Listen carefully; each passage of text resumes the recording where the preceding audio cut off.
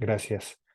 Bueno, el día de hoy vamos a platicar un poquito acerca de un poco de lo que se puede hacer con las tablas de contingencia, sobre todo para evaluar diferencias de proporciones entre grupos, utilizando la prueba de J cuadrada.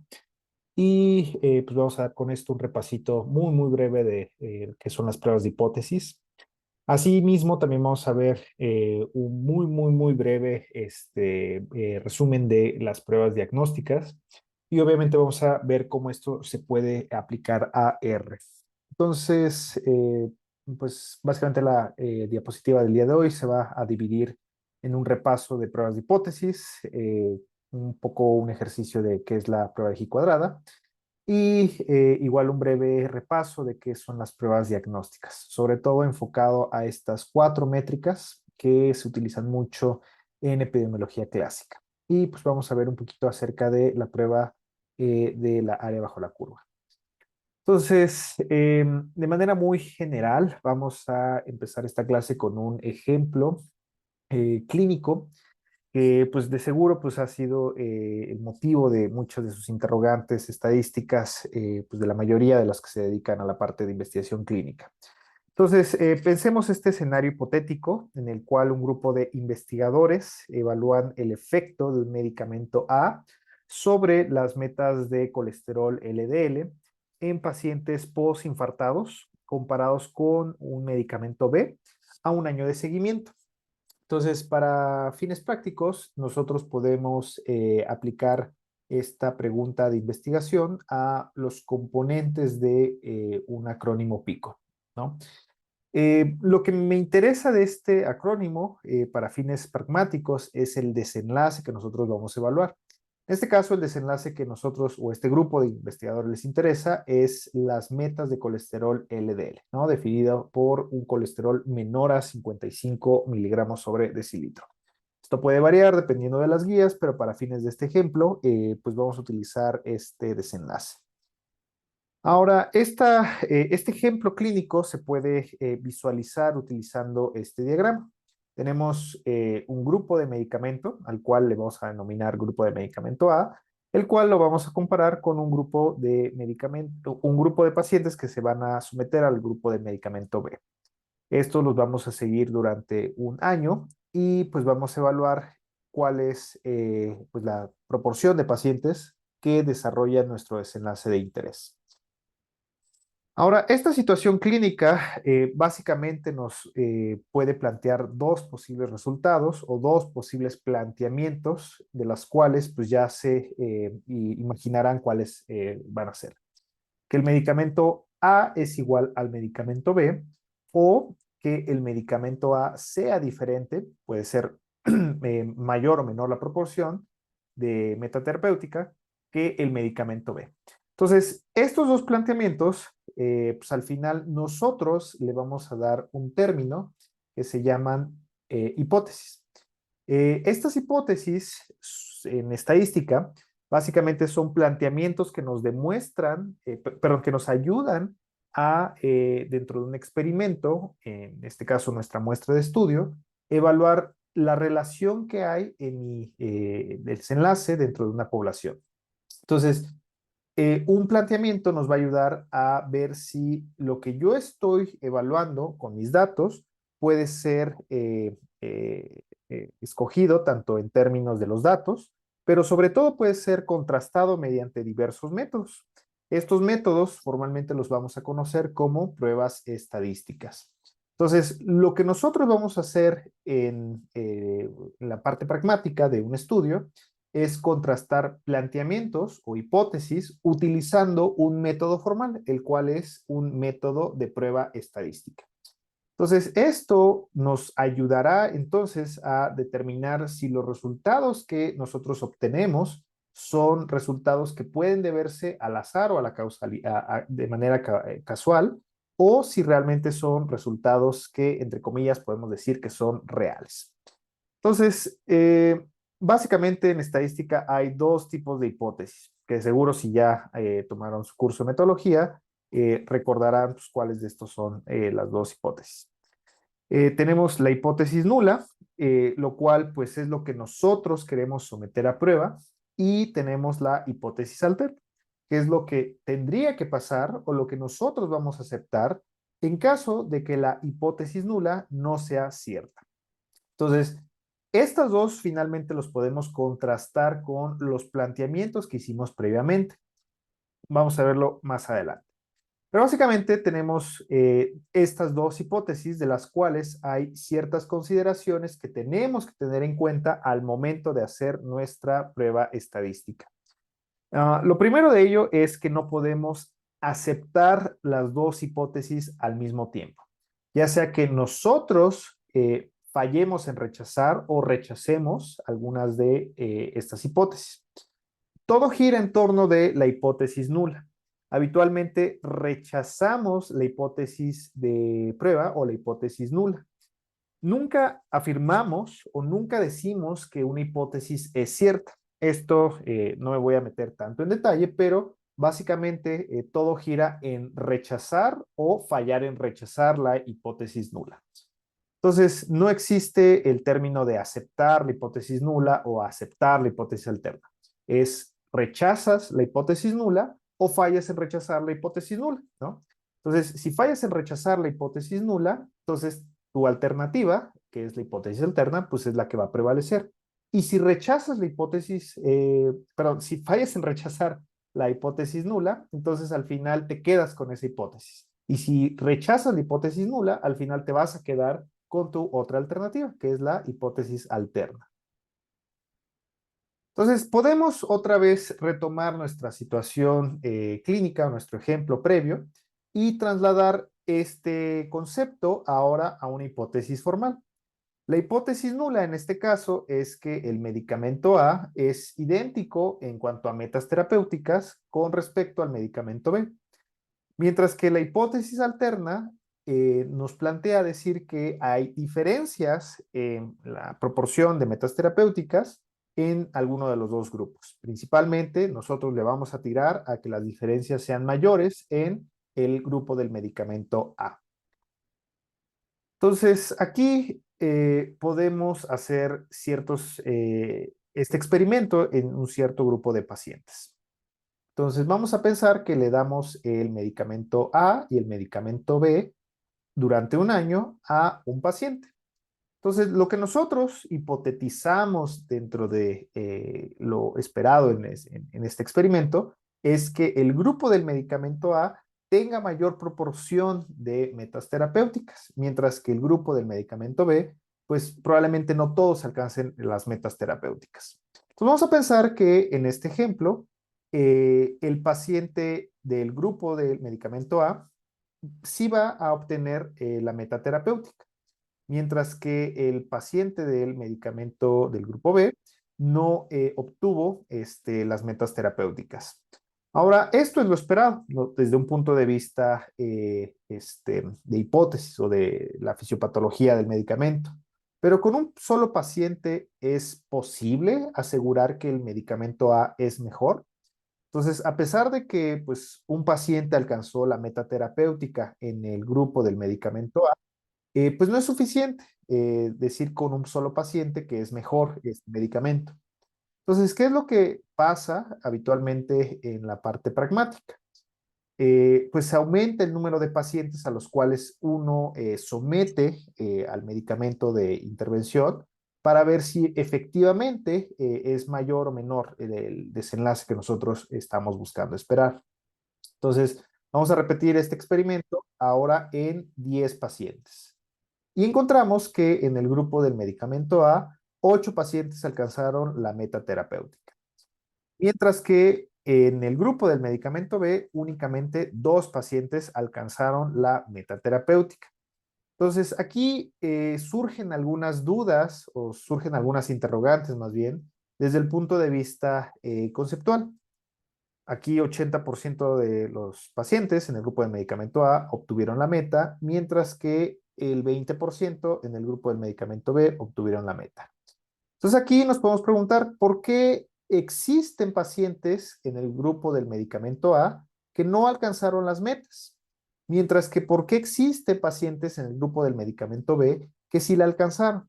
Es decir, porque hay gente que pues alcanza menos proporción de metas terapéuticas en el grupo de intervención del medicamento nuevo y porque hay pacientes que sí alcanzaron las metas terapéuticas. Entonces, aquí existe esta variabilidad ya dentro del desenlace que desde un punto de vista pragmático puede ocasionar a que yo pueda tomar una decisión incorrecta, ¿no? Entonces, a pesar de que la proporción de pacientes que alcanzaron metas en el grupo del medicamento A es mayor, pues qué tanta certidumbre puedo yo tener para afirmar que el grupo del medicamento A es mejor. Entonces, vamos ahora a replicar este experimento, ahora utilizando 1000 pacientes. Entonces, dentro de estos 1000 pacientes, ahora yo obtengo los siguientes datos hipotéticos. Veo que el 37% de mis pacientes en el grupo del medicamento A tiene o alcanzó la metaterapéutica, contrario a lo que se ve en el grupo del medicamento B, donde pues la proporción es considerablemente menor. Entonces, con estos resultados, ¿qué tanta certeza yo voy a tener para decir que el medicamento A, o al menos el desenlace del medicamento A, es diferente comparado con el grupo del medicamento B? Entonces, es ahí donde entra en acción nuestra parte de las pruebas estadísticas. Entonces, una prueba de hipótesis estadística es el método formal por el cual yo voy a decidir cuál de las dos hipótesis voy a mantener. Entonces, esto finalmente yo puedo obtener diversas estimaciones aritméticas dependiendo del método y demás, pero finalmente, desde un punto de vista práctico, yo voy a interpretar dos elementos de la prueba estadística. El estadístico y un valor P que habitualmente se acompaña con un estadístico de prueba. Esto desde un punto de vista frecuentista, no me voy a meter tanto en detalle, pero finalmente el estadístico y el valor P nos va a ayudar a tomar una decisión sobre cuál de las dos hipótesis yo debo mantener. Entonces, ¿qué es el valor P? De manera muy simplificada, muy simplificada, es un valor que va de 0 a 1, el cual nos permite cuantificar, entre comillas, la confianza que existe para determinar diferencias entre dos potenciales grupos. Pues un valor cercano a 0 nos indicaría una mayor confianza de que el grupo A es diferente al grupo B. Esto es de manera muy simplificada, no me voy a meter en tanto detalle, pero pues aquí viene una parte muy interesante, que es qué tan pequeño tiene que ser el valor P para que yo pueda tener la suficiente confianza para afirmar diferencias entre grupos. Entonces, en la parte práctica, y esto pues, ha controvertido mucho, pero bueno, es lo que finalmente se toma como convención muchos estudios epidemiológicos, el valor P, perdón, un valor P igual a 0.05 en nuestro punto de corte para determinar una confianza suficiente para afirmar diferencias. Entonces, si yo pudiera aplicar este concepto a nuestro ejemplo que vimos previamente, puedo asumir que el grupo A y el grupo, perdón, puedo decir lo siguiente. Asumiendo que el grupo A y el grupo B no existen diferencias y si hiciéramos un montón de veces este experimento, solo en el 5% tomaríamos una decisión incorrecta. Es decir, que la decisión o la hipótesis por la cual yo decido quedarme, solo en el 5% de estos posibles experimentos, si se repitieran muchas veces, la decisión que yo tome sería la incorrecta. Ahora, yo estoy omitiendo muchos supuestos y me estoy omitiendo tal vez mucha de la teoría detrás de el valor P, pero finalmente este es uno de los resúmenes prácticos que yo les traigo en esta clase. Entonces vamos a pensar que en el estudio que les mostré previamente, yo obtengo el siguiente estadístico que se derivó de una prueba estadística llamada chi cuadrada. Entonces yo obtengo este estadístico de chi cuadrado y se acompaña con un valor P que es igual a 0.00001. Entonces con esto yo puedo, en función de lo que vimos en láminas previas, determinar cuál de las dos hipótesis debe prevalecer. Entonces, si yo tomo un valor P igual a 0.05, yo puedo entonces rechazar mi hipótesis nula de prueba y por ende quedarme con la hipótesis alterna, que dice que el medicamento A eh, tiene diferencias significativas en cuanto a la proporción de metas terapéuticas comparado con el grupo del medicamento B.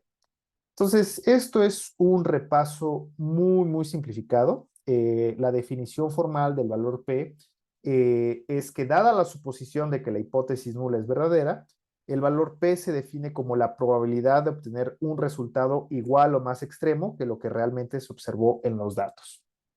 Entonces, de manera muy simplificada, el valor P nos ayuda a determinar si se rechaza o se falla en rechazar la hipótesis nula. Es, insisto, una interpretación muy simplificada, no me voy a meter en tanto detalle, pero básicamente esto es la utilidad o una de las muchas utilidades que tiene el valor P. Si es menor a 0.05, rechazamos la hipótesis nula. Si es mayor a 0.05, que es, insisto, el umbral que se considera conveniencia, fallamos en rechazar la hipótesis nula. En muchos estudios se utiliza este punto de corte de 0.05 para tomar esta decisión, tanto en rechazar la hipótesis nula o fallar en rechazarla. Puede variar dependiendo del contexto del estudio, puede ser menor el punto de corte, inclusive ser muy pequeño, ¿no?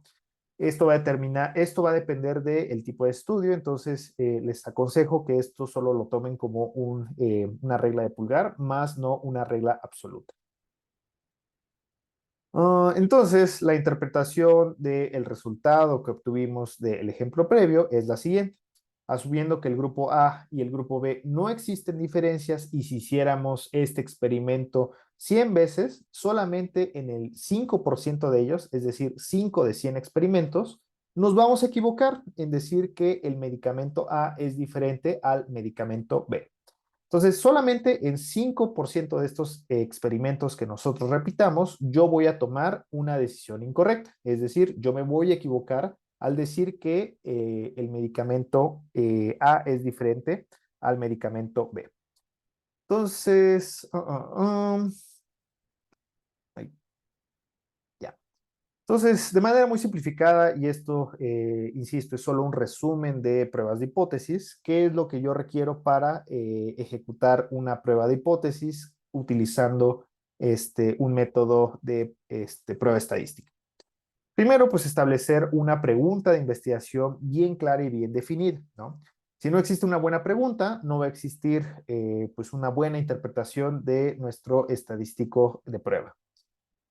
Identificar a partir de una pregunta de investigación la variable dependiente e independiente, a su vez como la clasificación de los tipos de variables de cada uno de estos rubros. Ahorita lo vamos a ver con un ejemplo en R. A partir de la variable dependiente e independiente, podemos establecer, sobre todo con la variable dependiente, los planteamientos de hipótesis, tanto la hipótesis nula como la hipótesis alterna, y a partir de un machote de pruebas estadísticas, yo puedo elegir la prueba estadística más apropiada a mis datos y a partir de ella calcular un estadístico de prueba, el cual nos va a ayudar a contrastar nuestros planteamientos de hipótesis y finalmente decidir con cuál de ellos nos vamos a quedar. Entonces, este es un machote que de seguro lo han visto muchas veces en diversas clases de metodología y estadística.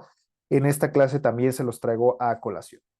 Entonces, este machote nos va a ayudar, perdón, este acordeón nos va a ayudar muchísimo a pues elegir de manera inicial con qué prueba yo puedo contrastar mis datos si yo tengo bien clara cuál es mi variable dependiente e independiente de una pregunta de investigación.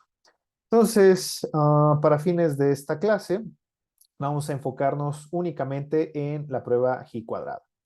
Entonces, la prueba G cuadrada, como pueden ver, se utiliza para contrastar datos categóricos, sobre todo cuando nuestra variable dependiente es categórica y la variable independiente también lo es, independientemente si es binaria o con múltiples categorías. Entonces, bueno, esto es un resumen nada más. Esto se tuvo que haber visto en algún curso de metodología. Junto con la clase les voy a anexar la clase de relleno o la clase extendida de pruebas de hipótesis. Entonces, ahora sí, con este pequeño, muy, muy pequeño brevario cultural, ahora sí nos vamos a adentrar a el tema fuerte de esta clase, la prueba de G cuadrada. Entonces, para ello, voy a utilizar ahora sí los datos que les envié en el curso, perdón, en el ejemplo de esta clase, en la cual vamos a preguntarnos la siguiente interrogante. Entonces, vamos a pensar que como ustedes y yo tenemos mucho interés en el área de investigación cardiovascular y nos interesaría contestar esta pregunta. ¿Existirán diferencias entre la proporción de hipertensos entre grupos de falla cardíaca dentro de la muestra de pacientes de la población Framingham? Entonces, esa es la pregunta que yo me estoy realizando, ¿no? Entonces, esta es una pregunta que yo traje para fines de esta clase, pero pues yo les invito a que hagan, hagan un ejercicio cada vez que vayan a hacer pruebas de hipótesis de hacer una pregunta en explícito. Entonces, pues para esto vamos a hacer ahora sí la ronda de participaciones de esta clase. Entonces, le voy a pedir a esta Sonia, que no sé si estará por ahí. Sí, aquí estoy, ¿se escucha? Te escucho perfectamente. Ok. Entonces, de esta pregunta de investigación que estoy planteando en este ejemplo, por favor ayúdame a identificar la variable dependiente y la variable independiente. Ok, a ver. Hipertensión. La variable dependiente sería la hipertensión y la independiente la falla cardíaca. La dependiente es la hipertensión y la independiente es la falla cardíaca. No, es al revés. Ok. O sea, Ah, ok. las identificaste bien, pero están al revés. Entonces, Ujú. aquí yo lo que quiero ver es si la proporción de hipertensos, o sea, la gente que tiene hipertensión arterial, varía de acuerdo a mis grupos de falla cardíaca, ¿no? Entonces, los identificaste bien, nada más que al revés. Ahora, gracias por la participación, Sonia. Pues aquí yo puedo clasificar a ambas variables como variables de tipo categórica binomial. Entonces, con esto puedo plantear la siguiente propuesta de hipótesis. Hipótesis nula, yo la puedo plantear como que no, perdón, que la proporción de hipertensos es independiente a la falla cardíaca. Es decir, el hecho de que yo tenga falla cardíaca no va a condicionar a que una persona tenga hipertensión. Puede ser visto también de manera viceversa, ¿no? Dependiendo del contexto que esté uno interesado. Pero finalmente aquí yo estoy planteando que no tiene nada que ver que yo tenga hipertensión con el hecho de tener falla cardíaca y viceversa. Y como hipótesis alterna, yo puedo plantear lo siguiente. La proporción entre hipertensos no es independiente de la falla cardíaca. ¿Qué quiere decir esto? Que el hecho de que yo tenga hipertensión puede condicionar al desarrollo de falla cardíaca y viceversa, ¿no? Insisto, esto dependiendo del contexto del estudio. Pero pues ustedes digan, o sea, es más probable que una persona con hipertensión tenga falla cardíaca o que no lo tenga, o nada que tiene que ver que tenga hipertensión o falla cardíaca. Entonces, si quieres, Melissa, no sé si estarás por ahí.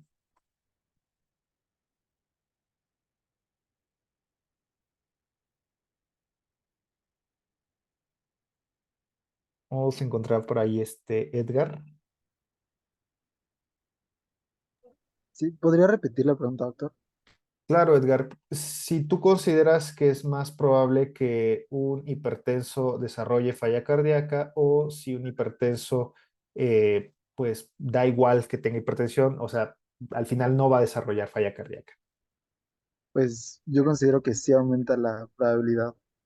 Exacto, ¿no? Entonces, ¿tú a qué hipótesis le tirarías de acuerdo a tu lógica médica? ¿Tú cuál hipótesis te gustaría mantener? Sería la alterna, ¿no? Exacto, ¿no? O sea, tú le tirarías a que la hipótesis alterna sería la hipótesis que pues, a ti te interesaría demostrar, ¿no? Entonces, muy bien, Edgar. Pues bueno, con esto, pues vamos a ver formalmente la prueba de G cuadrada.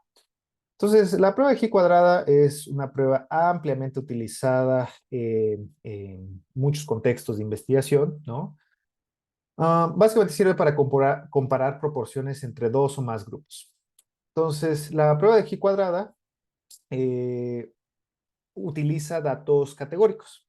Entonces, aquí la principal condición para utilizar esta prueba es que los datos que yo ingrese en esta prueba tienen que ser forzosamente categóricos.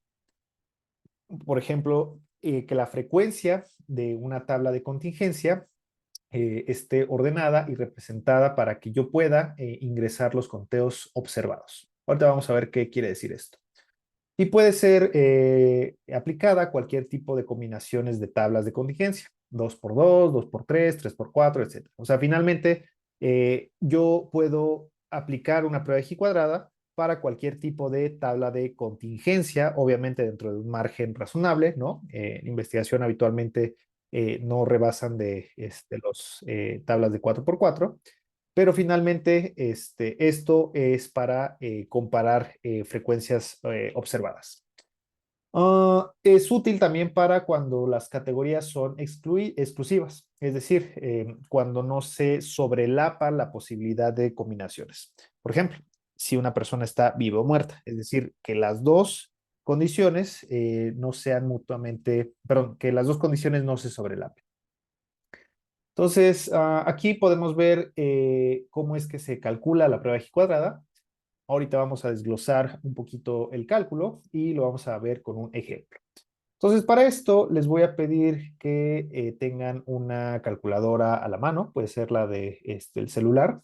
Entonces, les voy a pedir a 4 personas que nos ayuden a realizar los cálculos para que nos ayuden a rellenar las tablas. Entonces, les traigo un resumen muy simplificado de cómo se calcula la prueba de G cuadrada. El primer paso es calcular las frecuencias esperadas para cada celda de la tabla. Ahorita vamos a verlo con un ejemplo muy breve. El segundo paso es calcular el estadístico utilizando la fórmula previamente vista. El paso 3 es determinar los grados de libertad utilizando una tabla de distribución G cuadrada. El paso 4 es ya que se tiene el estadístico de G cuadrado y se tiene el valor crítico obtenido de los grados de libertad de una tabla de distribución G cuadrada, pues yo tengo que contrastarlo para ver si es mayor o menor y finalmente compararlos para decidir al final cuál de las dos hipótesis debe prevalecer. Son pasos que de primera instancia pareciera muy complicados, pero con el ejemplo espero que quede más claro. Entonces, vamos a aplicar este ejemplo con los datos de la base de datos que les envié.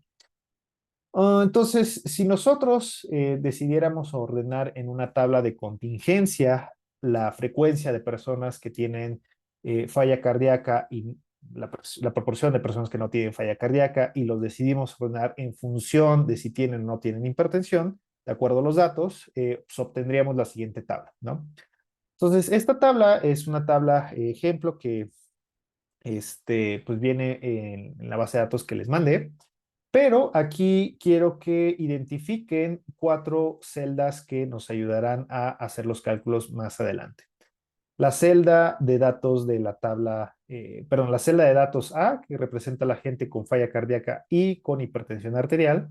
La celda B, que representa los datos de pacientes sin falla cardíaca y con hipertensión arterial. La celda con datos de falla cardíaca y sin hipertensión arterial y la celda de datos. Activo el operador, la doble.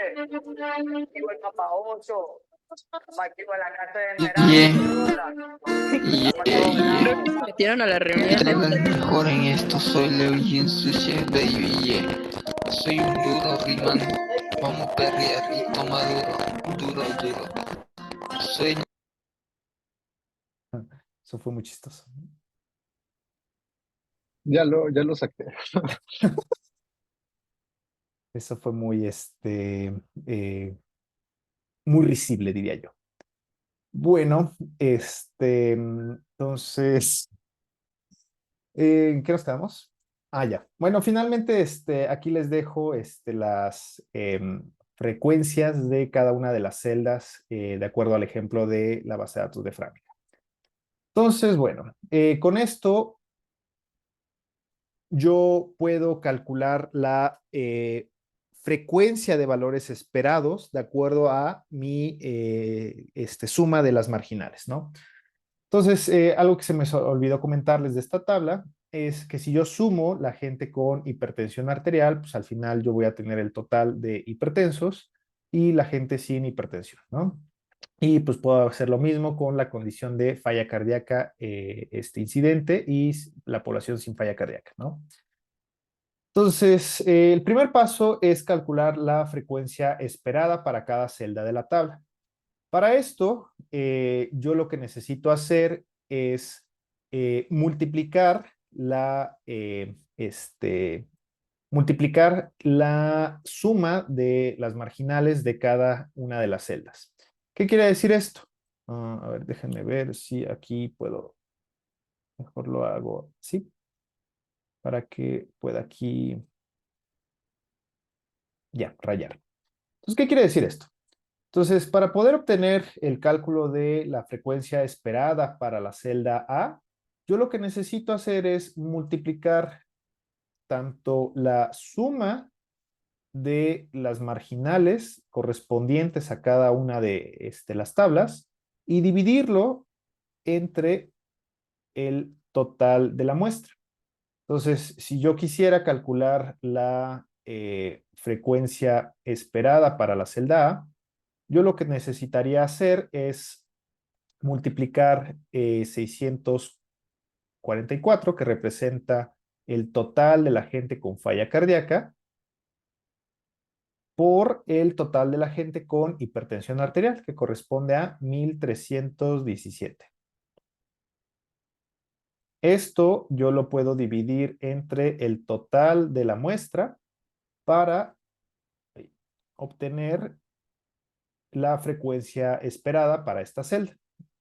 Entonces, 4240. Entonces, bueno, aquí para este ejemplo le voy a pedir a Julio, Jerónimo, Melissa y se encontrará por ahí esta Andy que me ayude. No sé si estarán por ahí. Si sí, levanten la Sí, mano. este es 200.03. A Está ver, en el chat doc. súper. A ver. A ver, entonces, si quieren ayudarme con este cálculo para que sea más simplificado. Entonces, Andy, ¿me ayudas con la frecuencia esperada de la celda A? Sí, 200.03. Muy bien. 200, ¿qué, perdón? Punto 03. Ok.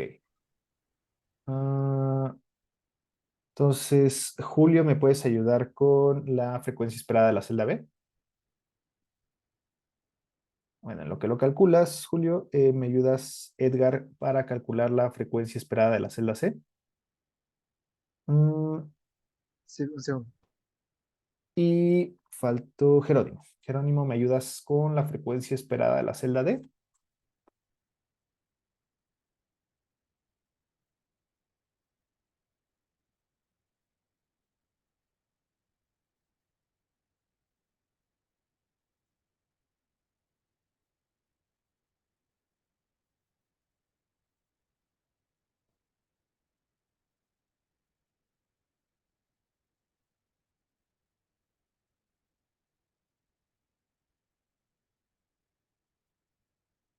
Dice Julio. mm, Julio, 200, esa de 200.3 es la celda A. No, fue la primera que me pidió, sí. Ya, la D es Segunda es la B. 1116.96.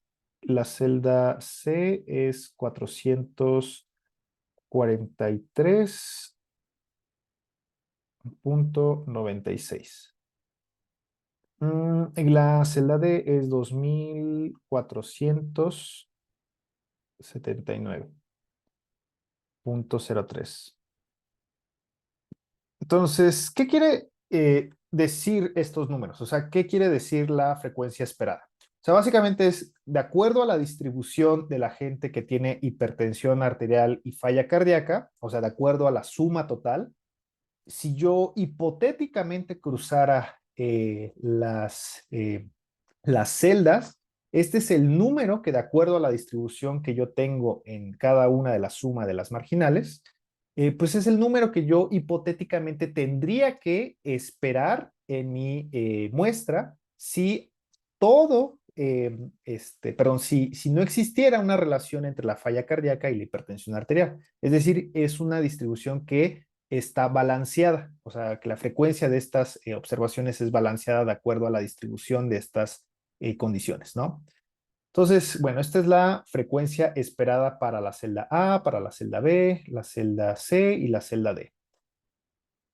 Entonces, muy bien, todos tuvieron el cálculo correcto. Ahora, pues, ¿qué hago con esto? Ya tengo, pues, la frecuencia esperada. Ahora lo que tengo que hacer como paso 2 es calcular el estadístico G cuadrada utilizando la fórmula que les muestro a continuación. Entonces, la fórmula es muy sencilla. Lo que dice es, yo tengo que restarle los datos que yo observé, es decir, la frecuencia observada, yo le tengo que restar a eso la frecuencia esperada, ¿no? La frecuencia que hipotéticamente yo tendría si ambas condiciones no se relacionaran. Esta resta yo la tengo que elevar al cuadrado y dividirlo por, otra vez, la frecuencia esperada. Y esto me va a dar el estadístico G cuadrada, o al menos el valor G cuadrado, para cada una de las celdas. Yo voy a tener un estadístico G cuadrada para la celda A, para la celda B, para la celda C y para la celda D. Entonces yo voy a tener para cada una de las celdas un estadístico G cuadrado. Entonces aquí ya les simplifiqué muchísimo la operación. Entonces como pueden ver, aquí en rojo se encuentra el dato de el valor que yo observé en mis datos para la celda A.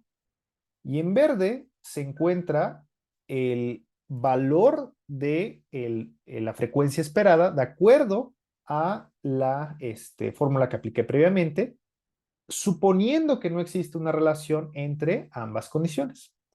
Entonces, para este ejercicio le voy a pedir a igual Jerónimo, Edgar, Julio y Andy que me ayuden a calcular esta división.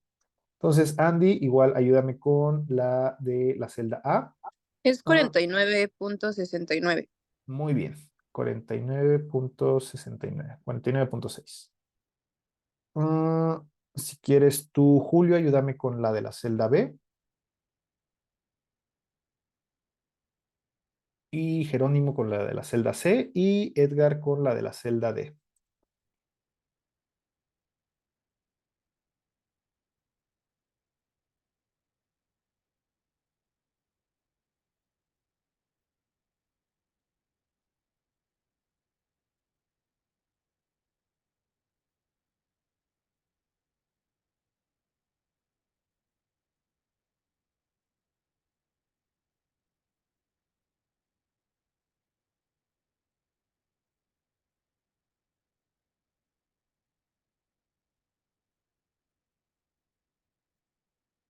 Entonces, Julio, ¿cuánto te dio el estadístico G cuadrada para la celda B?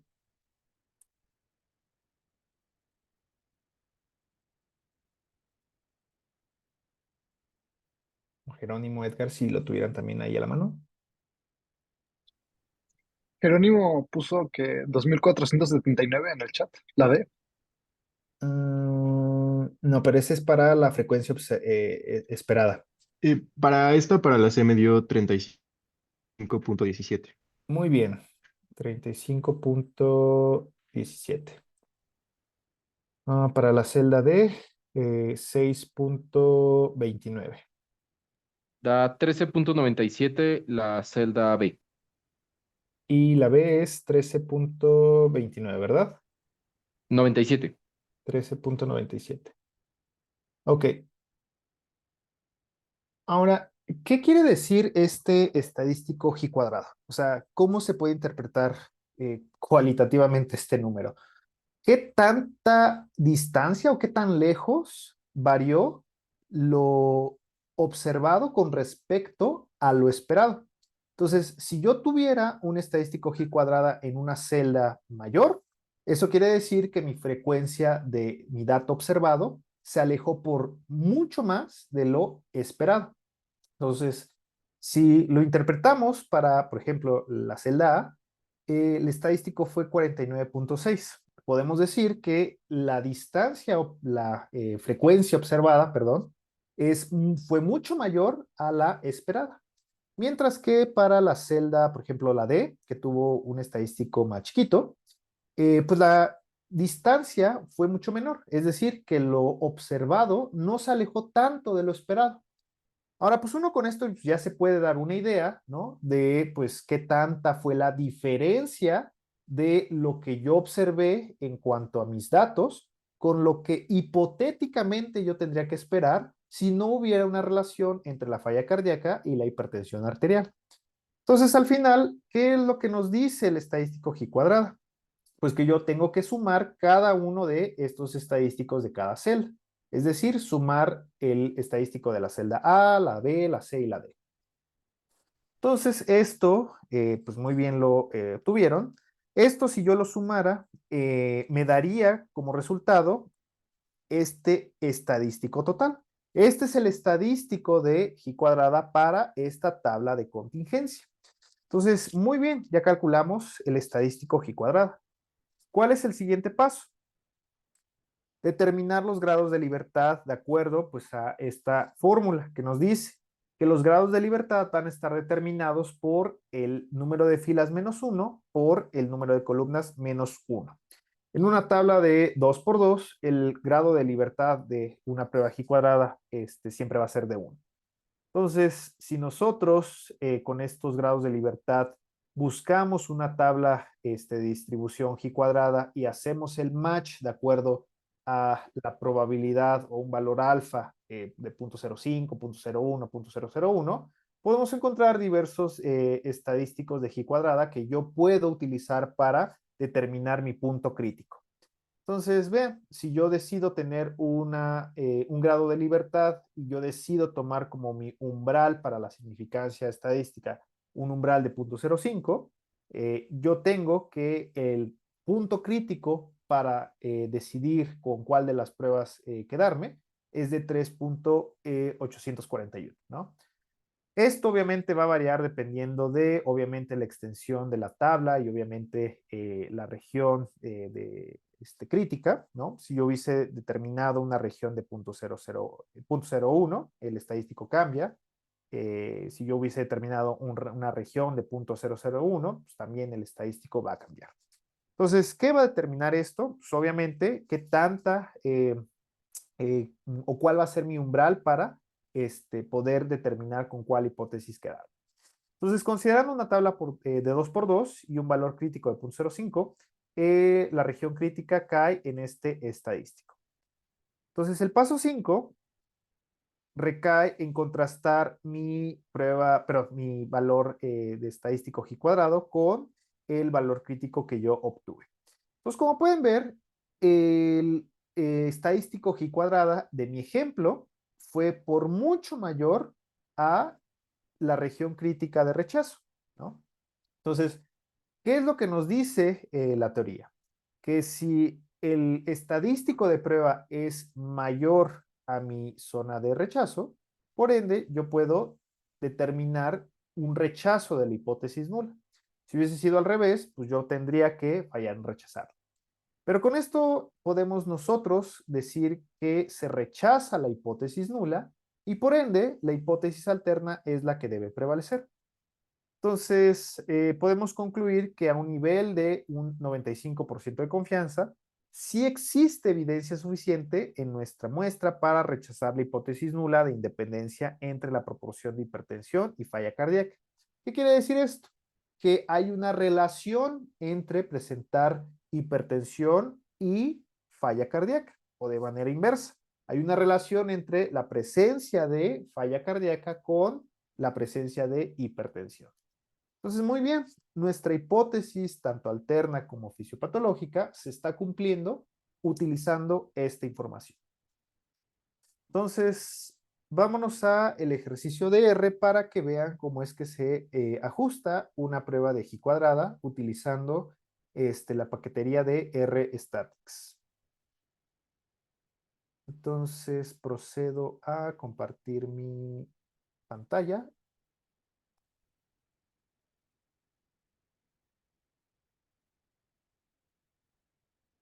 Y nos vamos a la, eh,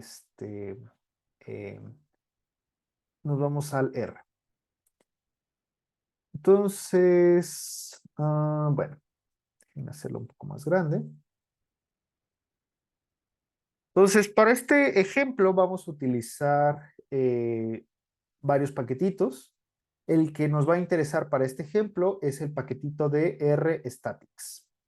Más adelante vamos a ver para qué sirve el paquetito ggstatplot. Es para visualizar esta prueba de G cuadrada. Y podemos más adelante utilizar el paquete EPR y PROC para más adelante ver cómo es que se grafican las áreas bajo la curva y cómo se obtienen las pruebas diagnósticas.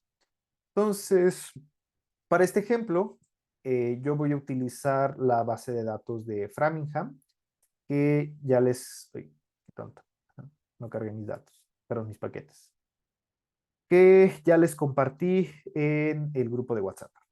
Entonces, yo voy a utilizar esta base de datos de Framingham, el cual contiene algunas variables bastante interesantes.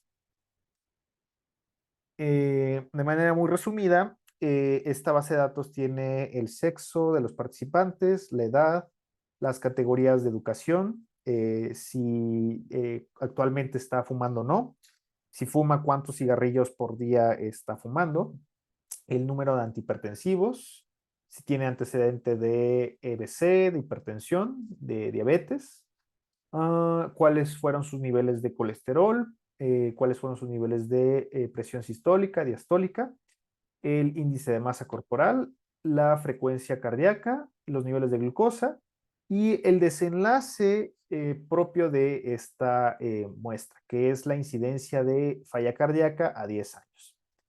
Entonces, bueno, yo voy a utilizar esta base de datos para modelar mi prueba de G cuadrada. Para esto, pues yo aquí voy a hacer ligeras modificaciones a la base que les mandé. Entre ellas yo voy a hacer un cambio del nombre de las variables para que sea más sencillo identificarlas. Aquí ya me estoy omitiendo varias funciones que lo vimos en clases previas. La base de datos, como de seguro ya vieron en clases previas, puede que tenga algunos errores de dedo, puede que tenga valores que considere como caracteres en lugar de números. Por ejemplo, aquí, vean, el IMC. El IMC tiene algunos valores ahí metidos como carácter y por ende lo reconoce en comillas. Entonces, para evitar esto, yo lo que voy a hacer aquí es que todas las variables que tengan un número, me las fuerce como una variable numérica o una variable tipo numérica en R. Entonces, si yo corro todo este código, pues me va a aparecer este error que dice que se introdujeron NAs por coerción. ¿Qué quiere decir esto? Que pues básicamente hay valores perdidos. Después, para simplificar el cálculo de algunas cuestiones de la base, yo voy a generar categorías. Aquí esto lo vimos en clases previas, entonces no voy a meterme en tanto detalle de qué significa cada una de estas pautas de código. Entonces yo voy a correr hasta la línea 95. Entonces, a partir de aquí ya se me crearon ciertas categorías a partir de variables continuas. Posteriormente, en esta sección del código, yo voy a categorizar, pero yo voy a etiquetar mis variables categóricas. En lugar de que sea 0, 1, 1, 2, 3, 4, yo le voy a poner una etiqueta para que, por ejemplo, el sexo me lo identifique como aquellos que cumplen la condición de ser mujeres o aquellos que cumplan la condición de ser hombres. Entonces yo voy a correr todas estas líneas de código para que me categorice y me etiquete mis condiciones de interés. Entonces, como puedo ver, mi variable, pero mi base de datos ahora, pues ya tiene una mejor interpretación y ya se puede procesar dentro del ejemplo de la prueba de G cuadrada. Entonces voy a hacer chiquito la sección 2 y voy a ampliar la sección 3. Entonces, de manera muy simplificada, se puede utilizar la función de table para evaluar la frecuencia de mi evento de una variable categórica. Por ejemplo, si yo doy aquí la función de table y le doy aquí la variable de educación, puedo ver el conteo de cada una de las categorías de educación incluidas en mi base de datos. Lo mismo lo puedo hacer para el sexo. Y si yo añado la función de propTable para encerrar esta función de table, o sea, si dan cuenta aquí, vean, es la función de table, pero está encerrada dentro de la función de propTable. Entonces, si yo hago esto, me va a aparecer la proporción. Aquí, si quieren, lo hago para que vean el contraste. Yo puedo ver la proporción de eventos ahora en función de la muestra total. Ahora, para que esta proporción se pueda interpretar en términos porcentuales, yo lo que tengo que hacer es multiplicarlo por 100. Entonces, ahora sí, yo puedo interpretar el porcentaje de gente que esté en primaria, secundaria, preparatoria, universidad, posgrado y que tiene valores perdidos. Hay que aclarar aquí que para que se muestren los valores perdidos, yo tengo que forzarlo con este subcomando que dice useNA. Entonces, este comando lo que va a hacer es mostrar la frecuencia y la proporción o porcentaje de datos perdidos. Obviamente, si yo no lo muestro, me va a recalcular la proporción y el porcentaje en función de los datos completos o los datos que sí fueron observados. Como pueden ver, los porcentajes varían ligeramente. Si yo considero la categoría de datos perdidos, la proporción de gente en secundaria primaria es de 40.5, mientras que si yo no lo considero, sube a 41.59. Entonces, siempre les recomiendo que cuando hagan un análisis descriptivo, muestren la proporción de datos perdidos que ustedes registraron en su estudio. Entonces, esto para obtener el porcentaje relativo. Esto ya se los mostré y pues bueno, puedo hacer ciertas combinaciones de la función table. Por ejemplo, puedo excluir una condición o puedo pedirle que únicamente me muestre una condición de interés. Esto me lo voy a ahorrar, no es tan interesante. Bueno, donde sí quiero llamar su atención es en la parte de cómo es que se construye de manera muy rudimentaria una tabla de contingencia en R. Pues aquí yo tengo dos condiciones que me interesa evaluar. Listo. Aquí yo tengo la variable de sexo y aquí tengo la variable de educación. Entonces, a mí me interesaría visualizar o representar en una tabla la frecuencia de hombres y de mujeres en función de la variable de educación. Entonces, para poder hacer esto, yo dentro de la función de table, y esto es un punto importante que quiero aquí que pongan atención, yo tengo que primero poner mi categoría que quiero que esté representada por filas y posteriormente poner la categoría o la variable que yo quiero que esté representada dentro de las columnas. Entonces, si yo hago esto, como pueden ver, primero me va a ordenar mi variable de sexo. Es decir, si yo pongo primero mi variable en esta función de table, primero me va a mostrar en filas la variable de sexo, y si yo después pongo la variable de educación, ahora me lo va a poner en función de las columnas. Como pueden ver, si yo lo invierto, ahora primero me va a mostrar en las filas mi categoría de educación y en las columnas mi frecuencia de sexos.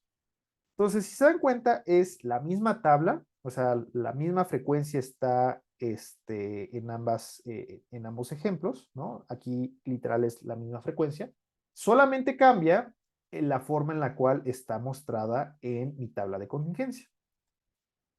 Entonces, aquí como consejo, yo les recomiendo que para evaluar diferencias de proporciones entre grupos, primero pongan dentro de su función de table la variable que a ustedes les interese evaluar, y dentro de su segundo rubro de evaluación, la variable por la cual a ustedes les interese agrupar sus condiciones. Entonces, vamos a pensar que yo primero pongo mi variable de educación y la decido agrupar por mi condición de sexo. Entonces, aquí yo lo que estoy mostrando es la frecuencia de educación agrupada por mi condición de ser mujer o de ser hombre. Si yo aplico el concepto que les mencioné previamente para evaluar la proporción, aquí me está evaluando la proporción en función de las filas. Aquí cambia algo muy interesante.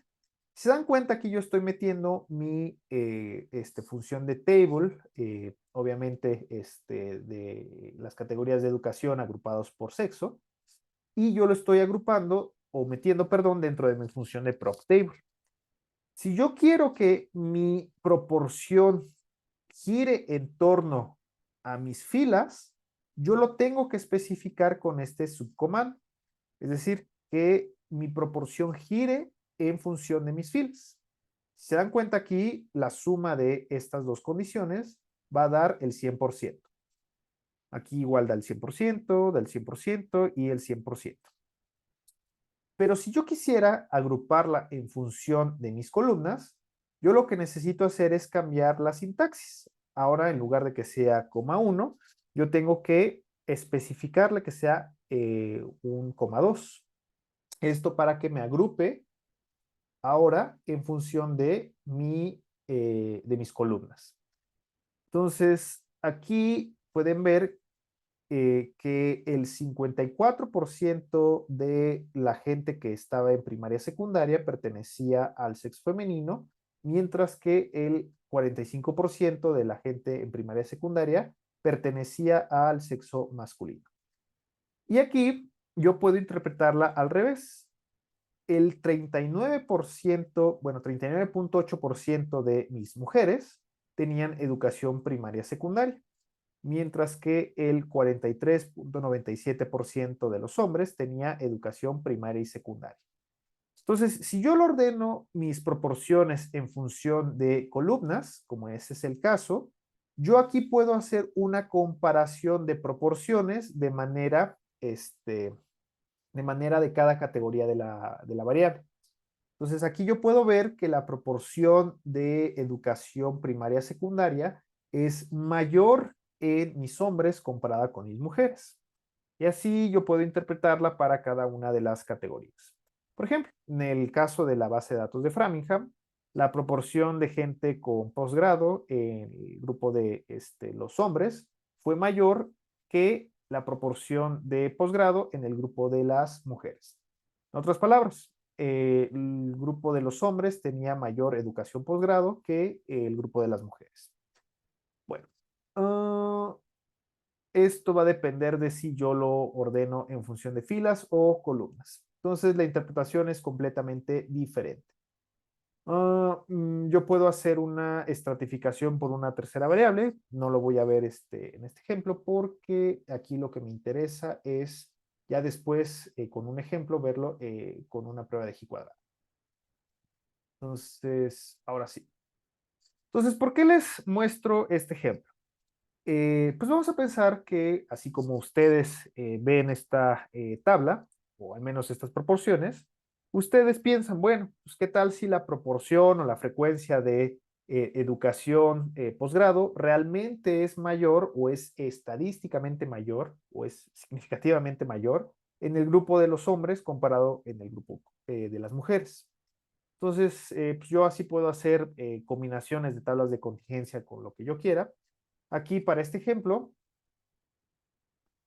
yo voy a utilizar el ejemplo que les puse a calcular. Entonces vamos a responder esta pregunta utilizando los datos de la base de datos de Framingham, pero utilizando ahora sí la función de R para calcular el estadístico G cuadrado. Entonces, el paso número 1 es establecer una pregunta de investigación. Esto ya lo hicimos. Aquí de manera muy resumida, yo me pregunto si existirán diferencias entre la proporción de hipertensos entre grupos de falla cardíaca. Eso ya lo hicimos. Paso 2 es identificar la variable dependiente e independiente, así como su clasificación. Entonces, mi variable independiente, en este caso, es presentar, ahí aquí están invertidos. Aquí debería ser dependiente y aquí debería ser independiente. Entonces, mi variable dependiente es presentar falla cardíaca incidente. Y mi variable independiente es el grupo de personas con hipertensión arterial. Entonces, con esto, el paso 3 es establecer un planteamiento de hipótesis. La hipótesis nula, aquí yo planteo que la proporción de hipertensos es independiente a la falla cardíaca. Es decir, nada tiene que ver tener hipertensión y falla cardíaca, y viceversa. Mientras que mi hipótesis alterna dice que la proporción de hipertensos no es independiente de la falla cardíaca. Es decir, que una condición, es decir, presentar hipertensión, va a condicionarme a presentar falla cardíaca y viceversa, ¿no? Presentar falla cardíaca me va a condicionar a presentar hipertensión. Esto, pues, es lo que nosotros buscamos evaluar. Aquí, si yo hago mi tabla de contingencia, aquí, déjenme comparar aquí. Si yo hago mi tabla de contingencia, pueden ver que obtuve los mismos datos del ejemplo que les puse a calcular a mano, ¿no?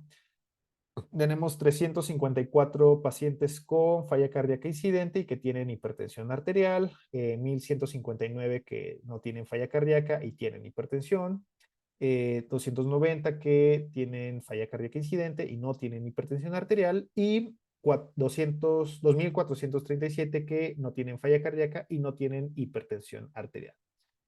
Entonces, si yo quisiera graficar las proporciones en función de las columnas,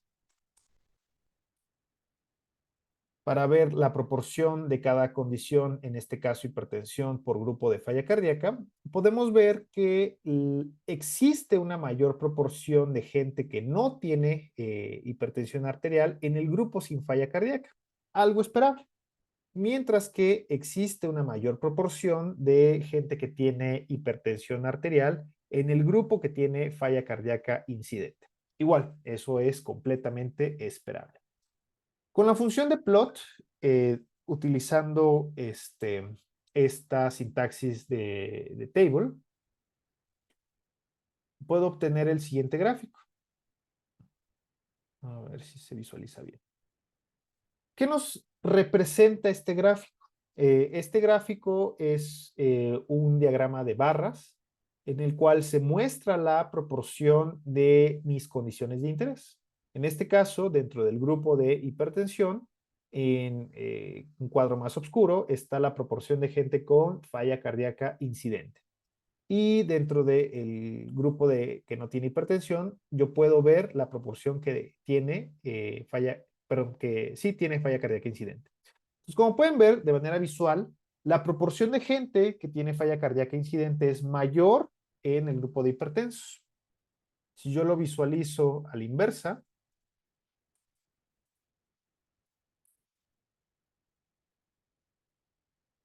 creo que lo pueden ver con mayor claridad. Entonces, como pueden ver, dentro del grupo de falla cardíaca incidente, la proporción de gente con hipertensión es mucho mayor comparado con la gente que no tiene falla cardíaca incidente, donde pues de manera visual la proporción es ligeramente menor, ¿no? Entonces, este es un gráfico muy rudimentario. Ahorita les voy a enseñar cómo tunear este gráfico para que pueda presentarse con ggplot. Bueno, entonces ya realizamos la estimación por proporciones y ya vimos que efectivamente hay una mayor proporción de hipertensos en el grupo con falla cardíaca. Entonces, aquí yo lo que necesito para poder correr una prueba de G cuadrada en R es primero tener bien clara la sintaxis dentro de una función de table. Entonces, como pueden ver aquí, yo aquí estoy ingresando mi variable de hipertensión como mi variable que estoy evaluando como mi variable independiente, y dentro de mi segunda función, pero dentro de mi segunda condición, yo estoy aquí poniendo mi condición de presencia de falla cardíaca incidente. Entonces, esta es básicamente la tabla de contingencia que yo les presenté previamente. Entonces, la función de chi-square test es muy amigable porque yo solamente tengo que ingresarle dentro de mi sintaxis un formato de tabla de contingencia. Entonces, yo al ingresar mi tabla de contingencia dentro de la función de chi-square test, puedo ver que me arroja un output donde yo tengo aquí el número de personas o el número de observaciones que se evaluaron, el estadístico G cuadrada que yo obtuve manualmente, el valor P obtenido o el valor P real, para que vean. Yo pensé que me iba a graficar los 30 ceros, pero bueno, hay 30 ceros después del punto decimal, por lo cual vemos que es un valor P muy pequeñito, ¿no? Entonces, aquí ya me simplifica la interpretación. Pues aquí tengo mis grados de libertad, que ya lo vimos que puede variar dependiendo del nivel de confianza. Y pues aquí yo tengo la interpretación a manera de asteriscos. Si el valor P es muy pequeño, va a aparecer cuatro asteriscos. Entonces, como pueden ver, es una función que es muy amigable con la forma en la que se obtiene un estadístico G cuadrada. Ahora quiero que hagamos un ejemplo con una condición que probablemente no se relacione. Entonces, vamos a ahora hacer el ejemplo por educación. Y aquí el sexo. Entonces,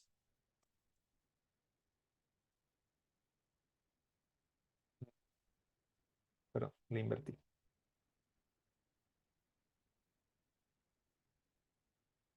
Entonces, retomemos el ejemplo que vimos previamente, ¿no? En el cual yo muestro mi variable de educación agrupada por mi condición de sexo. Entonces, como puedo ver, existe una diferencia en proporciones en cuanto a los niveles de educación.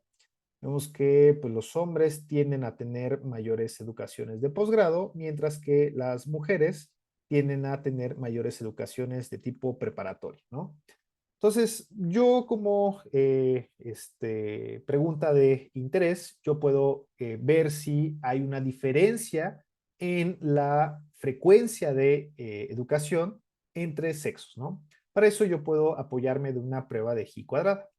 Entonces, para esto lo que necesito es tener bien clara mi tabla de contingencia que yo quiero evaluar, y con la función de aquí de chi-square, yo lo que necesito es ingresarla al modelo, perdón, ingresarla a la función. Entonces, aquí con este output, como pueden ver, me calcula el estadístico de G cuadrada, el valor P, con estos grados de libertad, y pues me dice si realmente es significativo o no. Pero bueno, con esto yo puedo concluir que sí hay, que la educación y el sexo no son independientes, es decir, que hay una relación entre una variable con otra. Es decir, la educación, bueno, al revés sería, el sexo condiciona a un nivel educativo, al menos en este ejemplo. Pero si quieren ahora pongamos un ejemplo un tanto distópico para que vean la interpretación de condiciones que son independientes. Por ejemplo, vamos a ver si hay una relación entre diabetes. Lo más seguro es que también salga. Y vamos a pensar ahora en... mm, mm, mm, en diabetes y educación. A ver. Mm,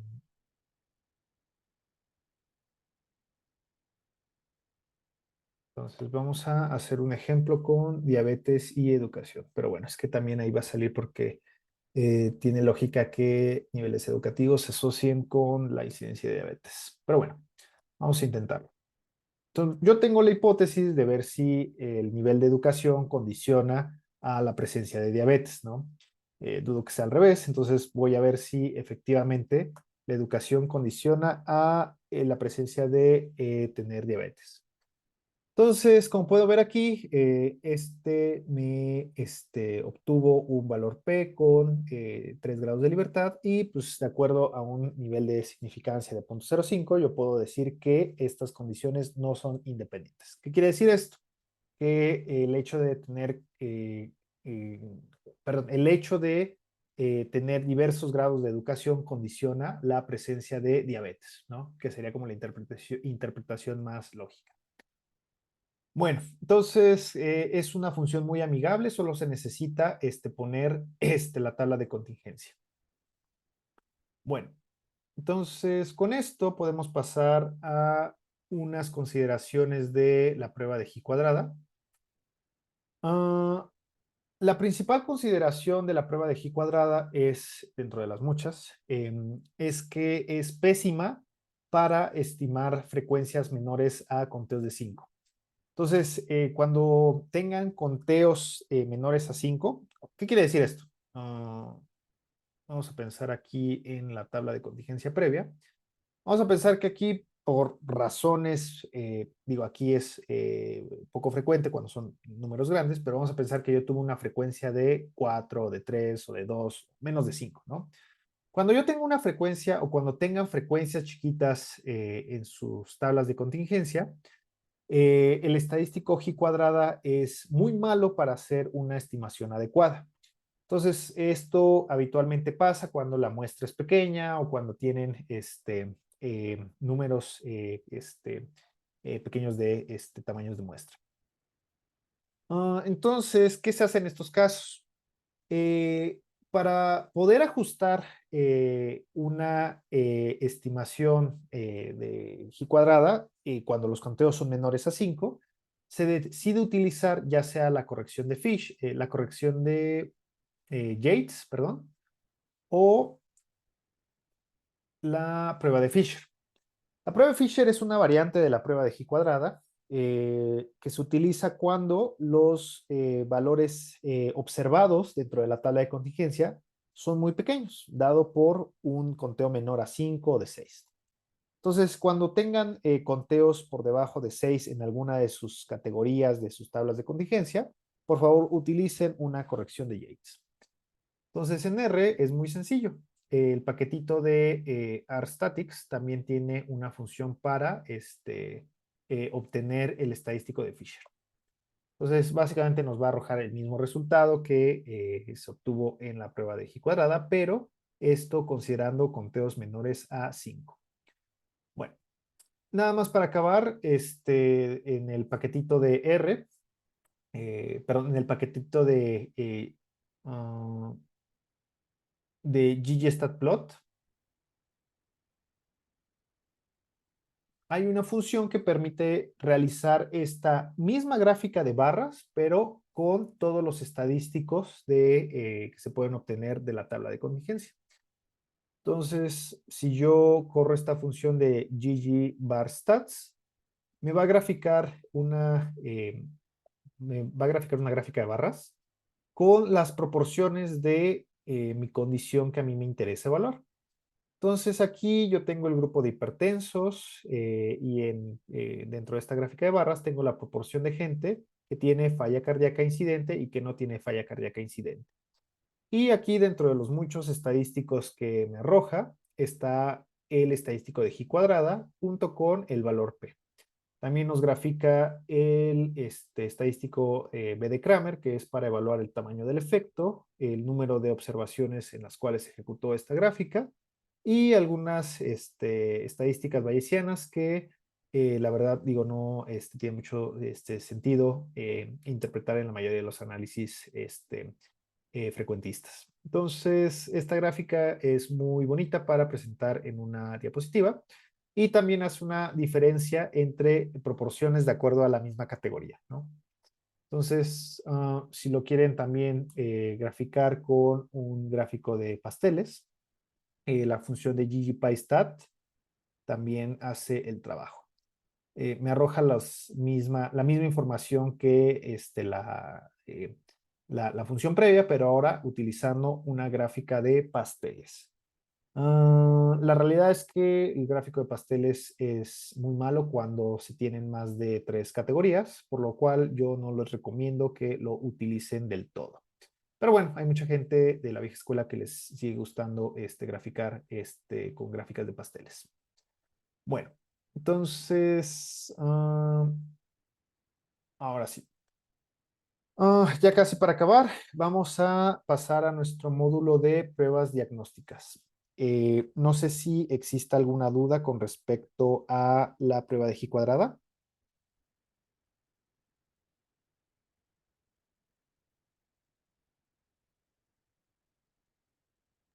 No, todo bien. Gracias. Súper. Bueno, entonces, brevemente, las pruebas diagnósticas es un tema que no voy a extenderme mucho en esta sesión. Pero básicamente vamos a ver 4 grandes pruebas diagnósticas que de seguro ya lo vieron en su curso de epidemiología clínica. Entonces no me voy a detener tanto en los detalles. Vamos a repasar un poquito qué es la sensibilidad, especificidad, valor predictivo positivo, negativo y los coeficientes de verosimilitud positivo y negativo. Entonces, en una tabla de contingencia yo puedo ordenar de acuerdo al resultado de una prueba si fue positivo o negativo y la presencia de una enfermedad de acuerdo al estándar de oro o el conocimiento real si el paciente está enfermo o no. Entonces, aquí dentro de una tabla clásica de 2x2 y para evaluar una prueba diagnóstica, yo tengo a gente que va a caer en la categoría de verdaderos positivos, que es la gente que va a tener la enfermedad y la prueba positiva, y la categoría de verdaderos negativos, que son las personas que no tienen la enfermedad y la prueba la tuvieron negativa. Por consecuencia, voy a tener de estos 2 errores de clasificación, que son los falsos positivos, que es cuando una persona no tiene la enfermedad y tuvo la prueba positiva. En cambio, yo puedo tener la enfermedad y tener un resultado negativo, que es tener una condición falsa negativa, ¿no? Y las marginales, puedo ver que es la suma de los positivos, los negativos y el total de enfermos y de sanos. Y tengo el total de la muestra. Bueno, en una configuración de este tipo, yo puedo obtener las siguientes métricas diagnósticas. La primera de ellas es la sensibilidad. La sensibilidad nos va a decir si la probabilidad o nos va a resumir la probabilidad de tener un resultado positivo dado que un paciente está enfermo.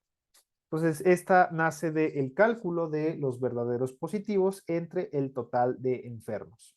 Si una prueba es muy sensible, es muy buena detectando pacientes enfermos, ¿no? Que es lo que queremos de una prueba de escrutinio.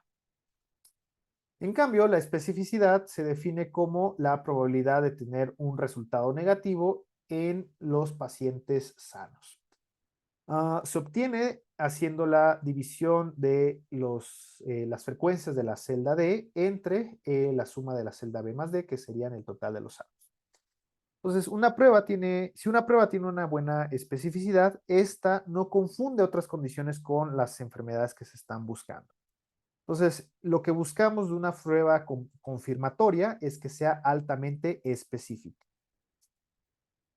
En cuanto a los valores predictivos, el valor predictivo positivo, como se acordarán, es la probabilidad de estar enfermo, dado que se tiene una prueba positiva.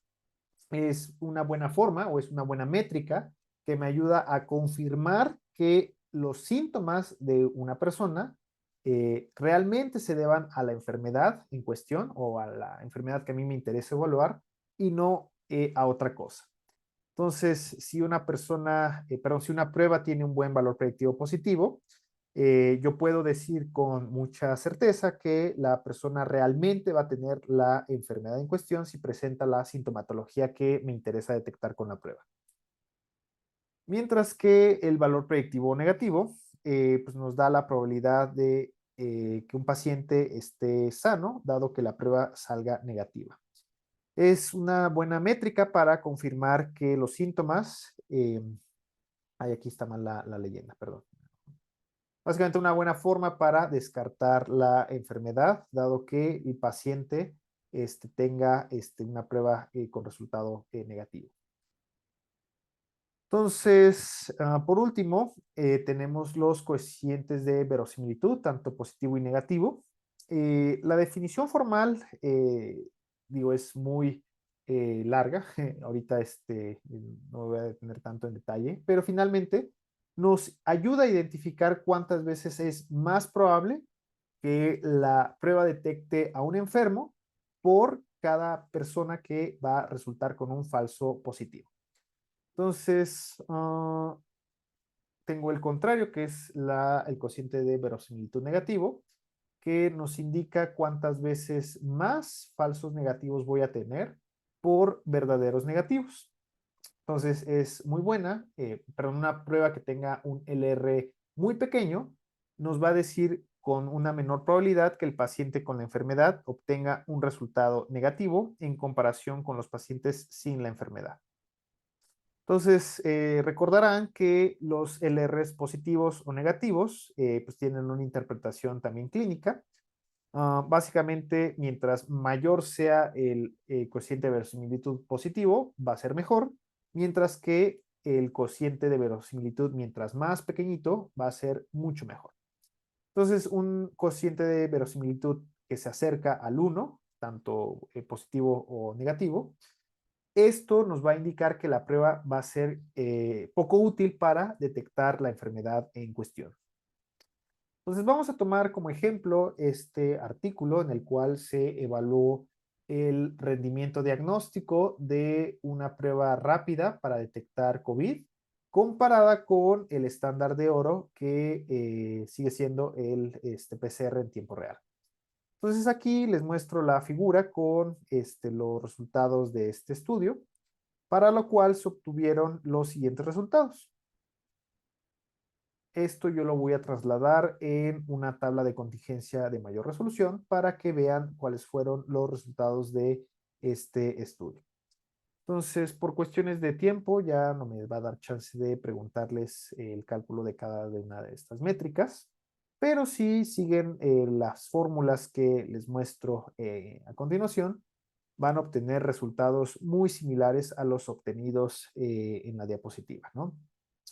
Entonces vamos a hacer estos mismos cálculos en R para que vean cómo se pueden calcular pruebas diagnósticas utilizando el paquete de EPI-R.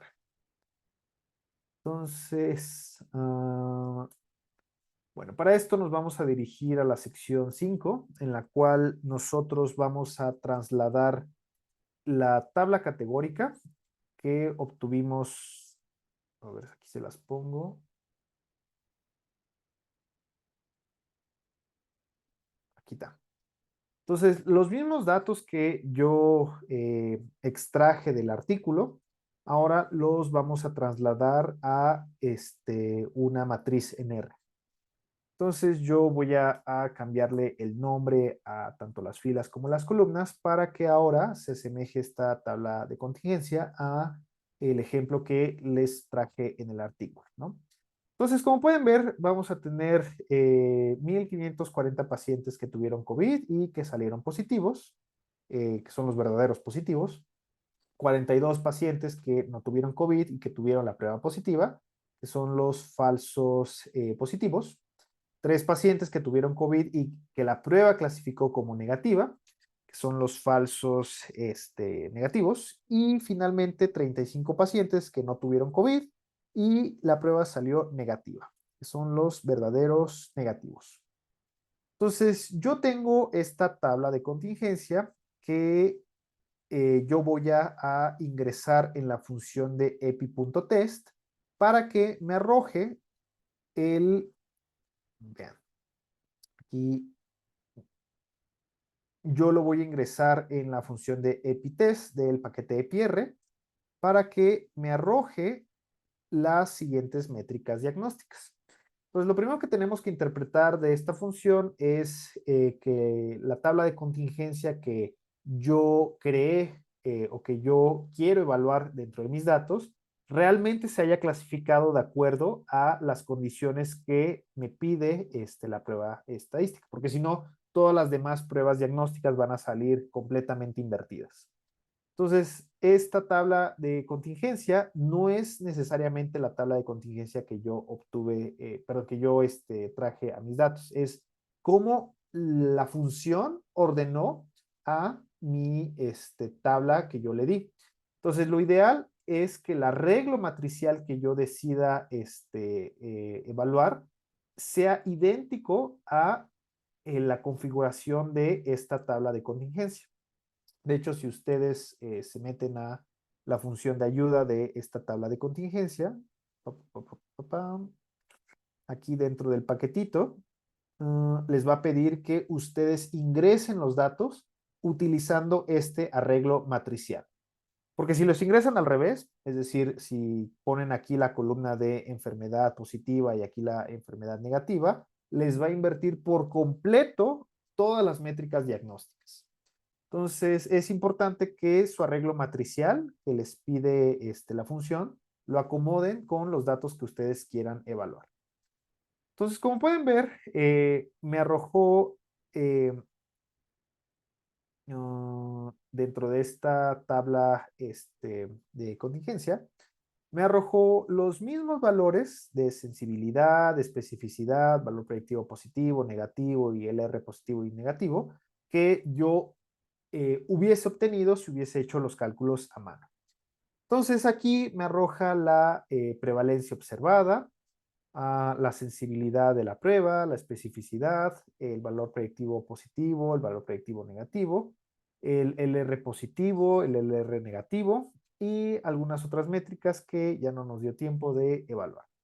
Pero una de ellas que sí es importante interpretar dentro de una tabla de 2x2 es la proporción de pacientes que están adecuadamente clasificados. O sea, del total de la muestra, ¿cuál es el porcentaje o la proporción de gente que adecuadamente cae en la categoría verdadera positiva y verdadera negativa? Entonces, utilizando este ejemplo que les traigo de este artículo, vemos que los autores tuvieron que el 97% de ellos fueron correctamente clasificados. Entonces, de acuerdo a los resultados de este estudio, la prueba de antígeno rápida clasifica adecuadamente al 97% de la población. Bueno, entonces yo puedo también con esta prueba de EPR a modificar el intervalo de confianza por la cual me derive mis pruebas de sensibilidad y especificidad. Entonces, lo convencional es que sea al 95%, pero pues vamos a pensar que son muy puristas y deciden hacerlo a un 99.9%, ¿no? Pues como pueden ver, los intervalos se van a hacer más estrechos conforme más aumenten el intervalo de confianza. También pueden cambiar el método por el cual ustedes estiman el intervalo de confianza. Cuando son muestras relativamente grandes, el mejor método es el método exacto. Pero pues están otros métodos para estimar el intervalo de confianza, como es el método de Wilson, que es muy útil cuando la muestra es pequeña, el método de Agresti y el método de Cloper-Pearson. No me voy a meter tanto en detalle de qué método es mejor que otro. Eso ya es una cuestión que pues ustedes van a leer por su cuenta, y yo solo les recomiendo que utilicen el método exacto cuando su muestra es considerablemente grande, o el método de Wilson cuando su muestra es reducida, llámese menos de 100 mediciones. Bueno,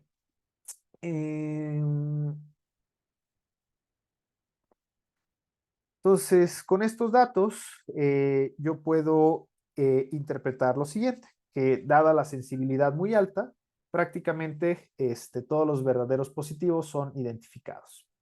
Y la especificidad, al ser pues no muy buena, voy a poder concluir que muchas personas que no tienen la enfermedad serán incorrectamente identificadas como positivas por la prueba de antígeno.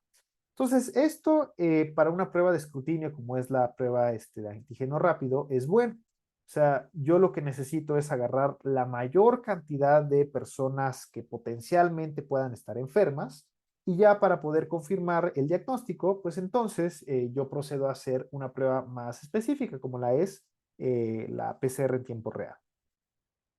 Entonces, la interpretación del valor predictivo positivo, dado que es muy alto, existe una alta probabilidad de que los pacientes realmente estén infectados y presentan sintomatología. Y la interpretación de este valor predictivo negativo es que si una persona sale negativa en esta prueba de antígeno, es muy probable que realmente no esté enferma. Entonces, una buena interpretación es que la prueba de antígeno rápido es muy útil para hacer una prueba de escrutinio y pues para identificar a aquellos pacientes vulnerables. También, de acuerdo a los LRs positivos y negativos, tenemos que el LR positivo pues no fue tan bueno. Entonces, la prueba de antígeno tiene una capacidad limitada para confirmar la enfermedad, y el LR negativo nos dice que lo que hace es una mala prueba para confirmar, pero para descartar la enfermedad. Bueno, ya casi para acabar, vamos a ver la interpretación de la curva ROC. Entonces, la curva ROC es una representación visual de del estadístico ROC. Entonces, es una buena forma de evaluar el rendimiento de una prueba diagnóstica cuando yo ingreso una variable continua dentro de mi evaluación para un desenlace categórico. Básicamente, una prueba una curva ROC que sea cercana al 1 representa una prueba perfecta, es decir, es una prueba que discierne bien entre los verdaderos positivos y la tasa de falsos positivos. Y una curva ROC cercana a 0.5 representa una prueba completamente inútil. Pues vamos a hacerlo en R, ya para acabar esta clase. Entonces, vamos a pensar que yo tengo como principal desenlace de interés la falla cardíaca incidente. Entonces, yo dentro de mi desenlace, yo hipotetizo que existen parámetros continuos que me pueden ayudar a predecir este desenlace. Vamos a utilizar la presión sistólica. Entonces, yo tengo como interés principal evaluar si la presión, o con únicamente la presión sistólica, se puede predecir el riesgo de falla cardíaca. Obviamente, considerando un contexto transversal. Entonces, si yo corro dentro de mi función de ROC o de ROC, esta condición, yo obtengo el siguiente estadístico, perdón, en la siguiente área bajo la curva. Esta área bajo la curva, pues como pueden ver, fue de 6.563, ¿no? Entonces, ¿qué nos dice esta curva, área bajo la curva? Que el rendimiento, pues, digo, a pesar de que fue mayor a 0.5, o sea, digo, puede considerarse que sirve de algo, pues pareciera que no es tan bueno. Entonces, yo para poder interpretar mejor esta curva ROC, yo puedo sacar los intervalos de confianza. Si el intervalo roza el 0.5, pues la curva en algunos casos puede resultar inútil. Entonces, como pueden ver, el intervalo de confianza al 95%, pues nos arroja que la curva, pues como no roza el 0.5, pues sí sirve de algo para predecir falla cardíaca incidente, al menos utilizando la presión sistólica.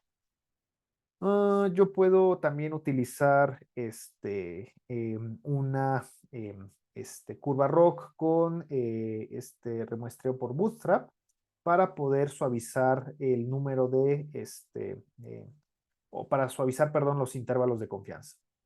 Y si yo lo grafico, como pueden ver, la curva ROC sale más suavizada. Entonces, yo puedo acoplar esta estimación de la curva ROC utilizando una función que viene dentro del mismo paquete para que yo pueda tunearlo con la paquetería de ggplot. Para esto yo lo que necesito es pasar mi curva o mi resultado que obtuve de mi función ROC a un objeto de tipo lista. O sea, como pueden ver aquí, esto es una lista de los resultados de mi función de ROC. Yo esto lo voy a etiquetar para que en mi curva de ggplot esto me lo etiquete con el nombre de TAS, que es tensión arterial sistólica, y yo con mi función de ggroc yo puedo graficarlo utilizando la paquetería de ggplot. Entonces, como pueden ver, esto es una curva ROC muy, muy rudimentaria, únicamente con el output que me arrojó la función de ROC. Entonces, yo puedo tunearlo con algunos parámetros, por ejemplo, utilizando un tema predeterminado para que se vea más, más sencillo. Yo puedo cambiarle el título, añadirle un segmento diagonal para que pues, aquí aparezca de manera muy esquemática una curva ROC hipotética de 0.5. Puedo cambiar el nombre de los ejes de las X y de las Y y cambiar el título de la gráfica para que se parezca a algo muy similar a la imagen. Entonces aquí, como pueden ver, yo estoy graficando mi curva ROC ya con parámetros más presentables para un proyecto de investigación. Entonces, bueno, es una forma muy, muy bonita de visualizar curva ROC. Quédense con la idea de que si una prueba tiene una curva ROC de más de 0.5 es útil, y de ahí que si tiende a ser de 1, la prueba en cuestión o el parámetro en cuestión identifica apropiadamente a todos los individuos con su desenlace. Bueno, y con esto acabamos la ponencia del día de hoy. Ya les compartí el código y las diapositivas para que lo puedan consultar más adelante. Entonces, no sé si con esto tengan dudas o comentarios.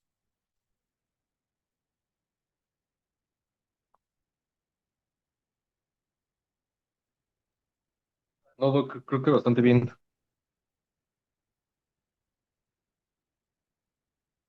Sí, todo bien, gracias. Bueno, entonces tengo la grabación.